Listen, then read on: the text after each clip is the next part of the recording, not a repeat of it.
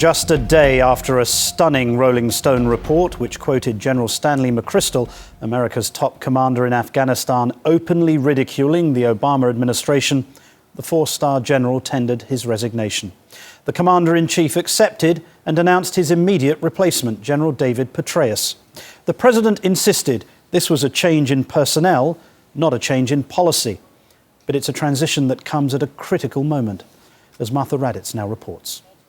Today, said the president, was a sad day for this nation, but he simply could not keep a general he saw as unfit to lead. War is bigger than any one man or woman, whether a private, a general, or a president. It was also an astonishingly quick decision by President Obama. In less than 48 hours, the commander and architect of the war in Afghanistan was gone. After an explosive profile of General McChyrstal and his aides in Rolling Stone magazine, where they openly criticized and mocked members of the administration's foreign policy team. The conduct represented in the recently published article does not meet the standard that should be set by a commanding general, and it erodes the trust that's necessary for our team to work together to achieve our objectives in Afghanistan.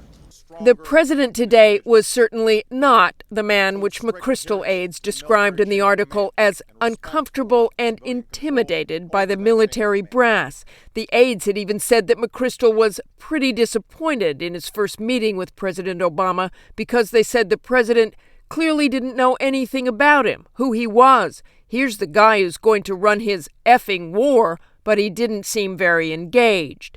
In another instance, McChyrstal himself joked in the article, "Are you asking about Vice President Biden? Who's that?" With an aide breaking in and saying, "Biden? Did you say bite me?" General McChyrstal apologized to the president, but it wasn't enough. He was ordered back to Washington for a face-to-face meeting. The two met for 30 tense minutes, during which the president explained to McChyrstal, "We have an important mission that's bigger than any of us. There's a lot at stake for our country, for its security, and for what we're asking for our men and women in uniform." McChyrstal departed the White House immediately, skipping a previously scheduled National Security Council meeting on Afghanistan. Less than 90 minutes later, President Obama was meeting with Central Command head General David Petraeus, and 30 minutes after that, the two men, along with Defense Secretary Robert Gates and Joint Chiefs Chairman Mike Mullen, appeared in the Rose Garden. General Petraeus and I were able to spend some time this morning discussing the way forward.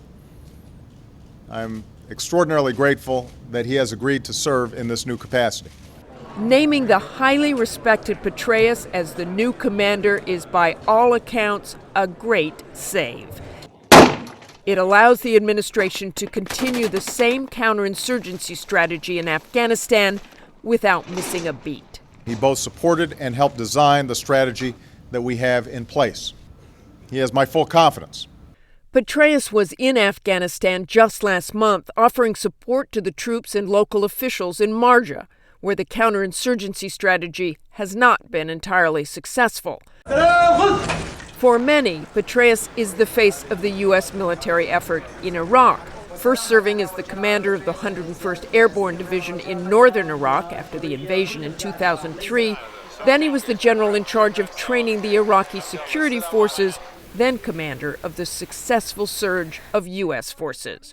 I interviewed Petraeus on several trips to Iraq, this one in 2007.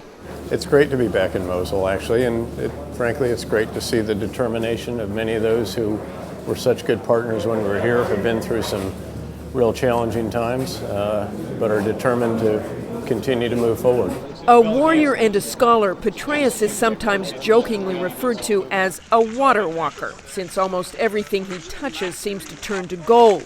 A remarkable story only enhanced that reputation. In 2008, Lieutenant Brian Brennan from the 101st Airborne, the division Petraeus once led, was severely injured in an IED explosion, suffering a brain injury and the loss of his legs. His family tried for weeks to get a response from the comatose soldier, but when Petraeus stopped by with his command sergeant major and shouted the motto of Brennan's unit, "One 2, 3. Currahee, we shouted together. This time there was no question about it. Lieutenant Brennan clearly had heard us, and all of a sudden he started moving his head back and forth. Brennan now has 2 prosthetic legs and trains with Petraeus. It is that magic touch that the president is counting on in Afghanistan, a place that sorely needs one. I'm Martha Raddatz for Nightline in Washington.